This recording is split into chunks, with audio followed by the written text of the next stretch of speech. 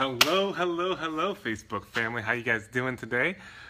Today, you see a whiteboard here. I'm going to do a little bit of teaching and something that we actually got into this morning a little bit, and just wanted to share this with you and see if you guys, hopefully you guys can get some value out of this as well. So the title is today, I do not have time for that. And that is personal to everybody.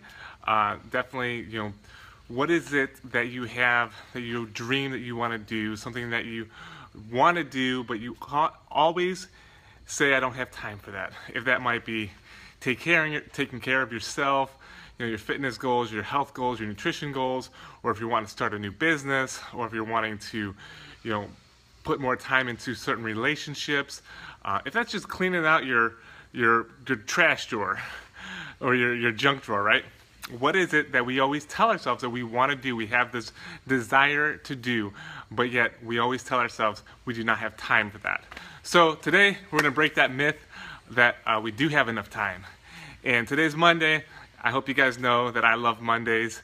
Mondays are always a big day for me. Kind of sets my week going forward, and it's just, I love it. So I always come in, you know, I posted today, if you seek, you shall find. And if you're putting out there that, you know, a Monday is going to be crappy, it's probably going to be pretty crappy. But if you're saying, hey, I'm looking for an awesome Monday, today's going to be great, it's going to change your outlook and probably going to change how your Monday is. So guys, let's get right into this. So something that we talked about today after and during our workout is that everybody has 168 hours per week. 24 hours times 7 days a week. And depending on where you're at in your life, you're in different hustle mode, you have different things going on, kids, family, work, you know, church. There's everything that pulls for our time, right? And just kind of want to, you know, I tell people a lot of times, you know, if you want to make a change in any area in your life, if that's financial, if it's physical, if it's food, if it's time management, you gotta log it. So guys, after I do this, I want you guys to write it down. I want you guys to just work this with me and then do your own version. Let me see if I can get this a little better. Do your own little version of this and let's see where it comes up. And then after doing this little video, this little exercise, I want you to actually log your time to see where you're spending it. And sorry, looks like it's raining over there, but it's just a tree shaking. All right, guys, so let's start off with, and we'll do a little bit of math. 168, let's see if you guys see that, 168 hours in a week. And I posted a picture earlier. Hopefully this isn't reversed.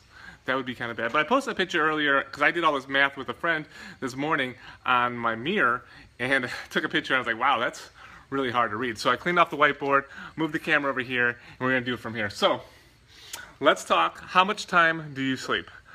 I do not sleep more than 7 hours a night.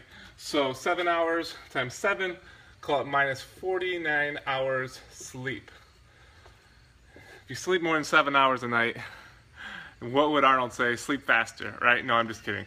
You need rest, you need to recoup, but also too much sleep does the negative effect on you. Sometimes you wake up and you're just sleeping, you know, you have a wake up with a stiff back because you slept too long. I know last week I was struggling with all that. We had this bug going around the house, and actually Tessa's still fighting it. Well, she feels a lot better today, but it required a ton of sleep for me to bust out of what was going on. I had a fever and some stuff, and I just ached because I was just laying around. And what that does to you mentally as well. Oh my goodness. It's hard to just lay around for me. All right, guys, so cool. 168 hours minus 49 hours of sleep.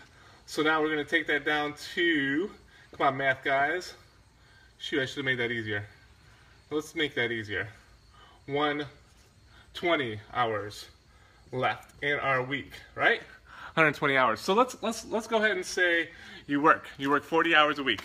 Now we're going to talk about commuting and that sort of stuff, but 40 hours, typical person works 40 minus 40 hours work. So now we're at 80 hours. 80 hours left in our week. Next, let's talk about commuting, eating, personal time, showering, doing your laundry, spending time with your kids, spending time with your wife, spending time with all of that. Let's call that about 6 hours a day, right? 6 hours a day. I think that would be very generous to say the least. So 6 hours a day times 7 is 42, minus 42 hours. We're now at 38 hours. So we're going to call this sleep, not sleep, eat, commute, family, 38 hours left in your week. Most Americans spend 4 to 5 hours a day watching TV. So times that by 7, there goes our time, right?